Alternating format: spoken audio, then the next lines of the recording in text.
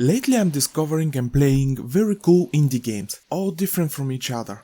One is a twin-stick shooter, the other is a precision 2D platformer. For both of them I was contacted by the developer and provided with a free key. Both are really good on their own right. But the game subject of this video I discovered by a chance when I was browsing itch.io. The description is what got me interested. Soul Searching is a narrative survival game about sailing away from your homeland. Leaves you in an open world without any tutorialization except telling you the buttons to play. There is not one correct path. There are a number of playstyles you can choose depending on your hunger for gold and better boats. You might get lost, but it won't take too long to find your way to the end. Inspired by Ursula Le Guin's Earthsea series and movies like Life of Pi, Soul Searching is about growing up, leaving your homeland, standing on your own feet. It deals with themes like isolation, searching for meaning and direction, leading to depression and suicidal thoughts. The description immediately reminded me of This Strange Realm of Mine, which I reviewed. Without thinking twice, I bought it. I was really hoping for the game to have decent gameplay and meaningful things to say. I was not disappointed. Usually this is the part of the video where I speak about the story. This time I'm gonna leave it for the end. I want to talk about the plot in more details and my thoughts. Also, I'll be vague for all the things you can do. Let's continue with the gameplay. Essentially this is a survival game. You start the game by creating your character. I don't think any of the options matter that much, but it's a nice way to express yourself in some shape or form. If there is any meaning, I didn't get it unfortunately. Maybe the only thing that matters is the sexual orientation. The game doesn't tell you anything besides the controls. There is almost no direction of any kind and you need to figure out what to do. The game is not complex, so let that not scare you. It's a good thing. There is a sense of discovery. Actually, I missed an entire mechanic and still finished the game. This was quite surprising in a good way. The whole world is surrounded by ocean, with islands everywhere for you to visit, and your only means of transport is a primitive boats as they are described. Your task is to reach the island with the question marks, but to get there you won't be able just to go in a straight line. You have 3 meters at the bottom of the screen to take care of hunger, thirst and energy. You need to visit the islands and explore for fruits on the ground, later you can get a fishing rod, gather water and having conversations with NPCs. Bigger islands are populated and here you can eat and drink freely. You can also buy new boats and parts for them with the pieces of gold you collect by diving in the ocean. You may drown, so better jump near them. Also, your boat can sail without you because of the ocean drafts. Water is in a bucket on your boat and you resupply again from the island. And this is the whole gameplay. Sail from island to island, collect gold, fish in open waters, gather fruit, talk to NPCs. There are random events in the ocean to keep you getting bored. They can be good or bad. The sailing speed is very slow, but thankfully the developer thought of that. If you don't touch anything or just hold the direction you want. When you play the game you know what I mean. While sailing, time speeds up to 4 times. I'm trying to be vague about the gameplay because if I spoil everything, the sense of discovery will be lost. But what I want to talk about in details is my thoughts on the plot. All the things mentioned in the description are touched and the draw of the game is the story. If you like what you saw, stop the video now and buy the game, and then when you play it, come back to the video and write if you think I was wrong or right. I will spoil the whole plot, so consider yourself warned.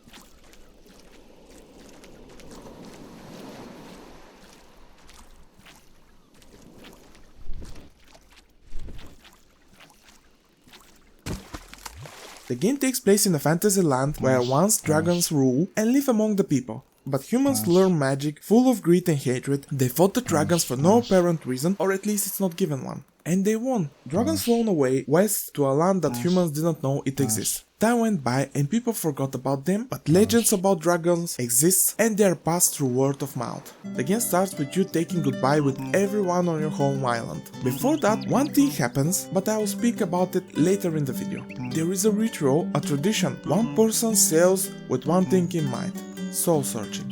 A lot of NPCs, probably friends and family, don't want you to leave. Some don't care, or maybe they pretend that they don't care. The only people that really encourage you is your parents. You don't talk. A graveyard keeper you meet mentions that you're not supposed to talk during the soul searching, but I have a different opinion on that. As soon as you finally sail, a dark figure appears in front of you, surrounding you with darkness and start talking to you. This is your dark half, the broken part of you. He is taunting you, telling you that your journey is meaningless and in the end you will be very disappointed. He will be watching you dying, but he will live on. After that, he disappears. Among all of the NPCs you meet on the islands, the most important is the bartender. She or he is a vital part of the narrative. You can speak with her, him, but you have to buy yourself a drink with gold. She talks about her experience in life, people she meets at this job, your journey, and the places you visit, and also you as a person. Just normal, everyday stuff. Eventually, she starts liking you a lot. Maybe you too. You're constantly buying drinks just to listen her talk. You need to do that every time you meet her, him, to get the most out of the conversations. She will be on almost every island. At certain points during the journey, you will get 3 what I think are flashbacks in black and white. I laid in front of you the most important things that will happen during the game, with the exception of the ending. I will get to him eventually. Here's what I think the game and the developer are trying to tell. It's quite possible to be wrong, but this is how I interpreted the game. The character you're controlling was a suicidal, and the whole soul searching is deep look into his or her emotions and evaluation of actions. The first flashback is what it looks like a call center, a suicidal hotline. You go to a phone and speak with someone. To be precise, you listen to him or her. I think this someone is the main character. The person on the phone talks about dreaming of hurting her mother and hating herself about that, hating calling the phone line, hating speaking with the person on the other side, but he promised a friend to do it. The bartender reinforced that thought. One of the flashbacks starts with you and a friend outside the bar. Your friend is encouraging you to speak to the bartender, which you obviously like, but didn't have the courage to ask out on a date. You're going inside and still no word comes from your mouth. The character you're controlling, I think, is a quiet, shy and sensitive person with very little friends, keeping everything inside. And probably that's the reason he or she couldn't say anything in the fantasy world. But there the bartender is saying the thoughts of our character. This is how the main character expressed themselves, what he didn't say in the real world. What he or she wanted from life, from the bartender, thoughts and desires. Instead of expressing everything, the main character is keeping everything inside, and all this is eating from the inside him or her. To make things worse and keeping the darkness growing stronger is the passing of her father and a bad fight with the mother, which connects with the phone conversation. Most of this I got from the bartender. The only thing left to talk about is the ending.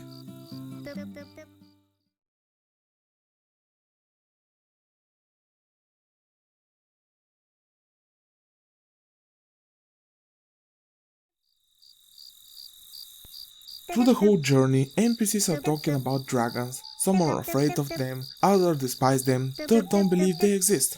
They are real. I've got attacked twice from red dragons. But there is one green who lands on your boat and tells you the story when the dragons rule the land. He also tells you that your quest is very important, it's crucial for the peace between dragons and humans. When you're most helpless, he will be there for you.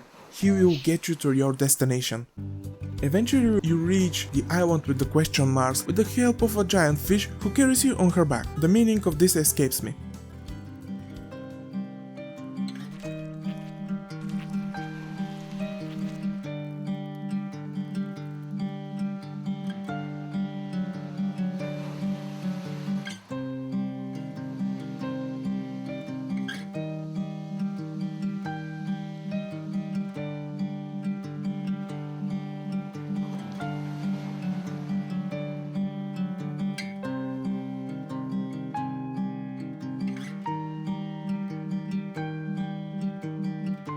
When you reach the center of the island, you see yourself.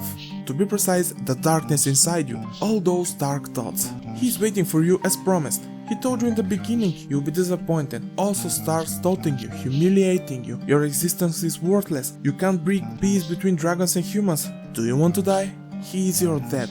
The island is red, covered with what looks like gravestones or something similar. I'm guessing others reached this place and after realizing the truth they were overtaken by the darkness and they ended their life there. And the truth is, there is no escape from the darkness inside us. There is one thing you can do, continue the fight. The last words of the broken you are, do you want to die?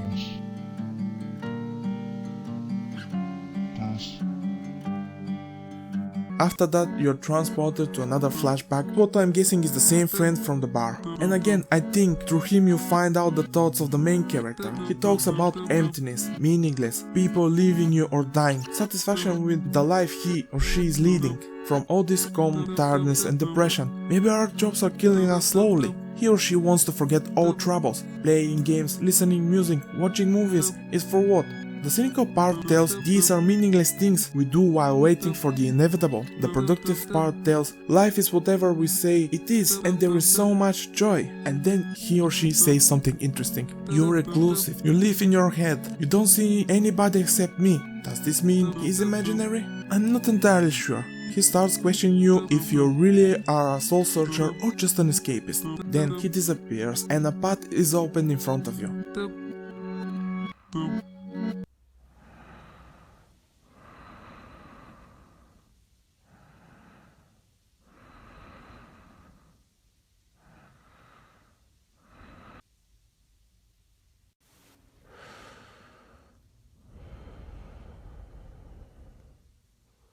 Colors return, you move forward and the green dragon is waiting for you as promised. You hop on his back and he takes you back to your home island while going through all the islands you visited, reflecting your journey.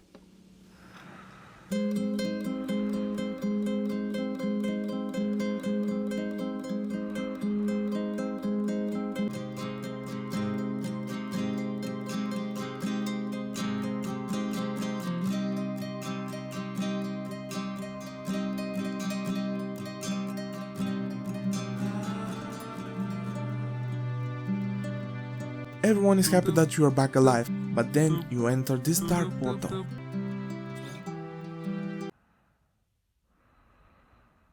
Again, you meet your dark half. He continues his taunts, just like the beginning. This is what I meant, one thing happens before taking goodbye with everyone on the island. The ending was put in the beginning. Nothing is changed, but he feels dizzy. He needs to rest, but he will not let you go and disappears. You speak for the very last time with the bartender and move forward. Then, another flashback. It turns out you are at your home for 3 days, not calling sick at work or anyone for that matter. Playing games, listening music, watching movies. Your friend is there and he or she says you will think of some sickness to justify your absence. He or she knows that it haven't been easy for you lately, but you need to grow up and maybe you need professional help. You lack the funds to seek help, but your friend says your health is more important. He or she is just worried about you. You promise to come to work. Maybe because the lack of money made you speak with someone from that helpline. I think the beginning of the game is actually the ending and the dark figure represents the darkness in the character and us too. He's talking about you traveling for so long trying to run away from people, responsibilities and even yourself, and no matter what you do, the darkness will be still there and you can't run away from him. He lets you go because your adventure is not over and he will wait for you. The reason I think this is the end, because when you leave your home island, he appears and asks from what are you trying to escape and gives you the answers at the end, and the environment is similar. The darkness will prevail and you will be no more. We all have dark thoughts, we can all have suicidal tendencies. This is part of who we are as humans. We can fight against all this and we can tame all those feelings, but they will never go away completely. They will still hide inside us and sometimes they may prevail, other times you are in control. It's never-ending battle. The game ends on a positive note. When you ride the dragon, you reflect on your journey. The music is uplifting. Also, dragons are symbol of power, strength and good luck for people who are worthy of it. The green dragon said he will help you. He is the strength inside you that keeps you going after realization that the dark thoughts will be always inside.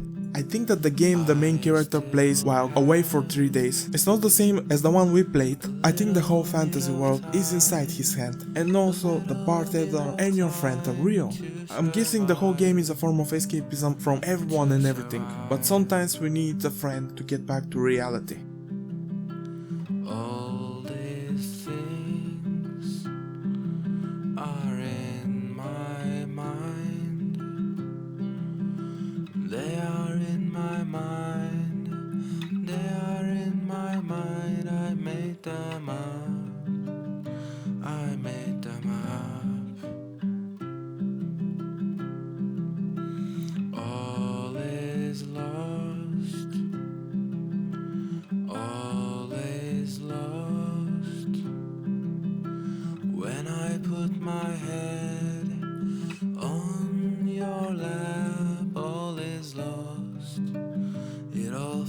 away. I'll be here. I'll be here for a very long time, for a long, long time, long time, long time.